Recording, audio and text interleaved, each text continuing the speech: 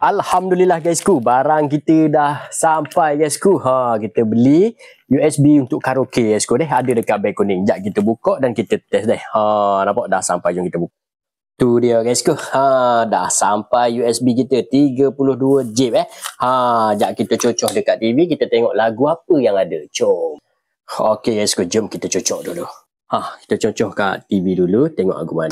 Okey, selepas kita cocok, kita pun ambil remote, kita tekan input dia guysku. Jadi selepas kita tekan input, kita cari USB disk. Ni. Salah.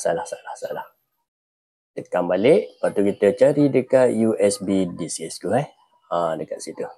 Tekan OK. Dia dah keluar guysku. Aduhai. Elicat, macam-macam. Duet pun ada, lagu English pun ada, lelaki. Nampak? Alhamdulillah, kita try buka dulu yang duet.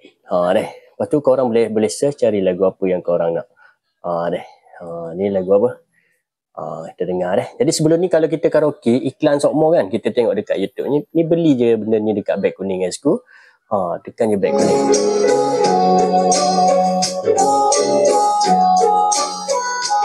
Nampak suara pun clear.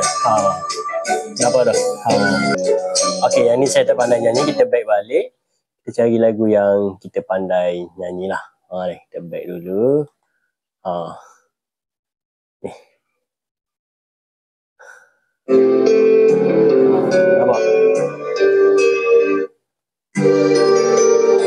Suara ya tu hopur hati guys. Ni. Nampak ni? Okey, tinggal ambil mic je. Lepas tu, kita nyanyilah guysku. Tengok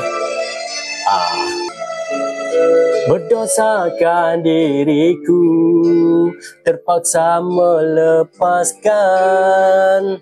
Jadi kepada korang yang nak dapatkan, tekan beg kuning sekarang guysku. Sekarang ni tengah ada harga murah guysku.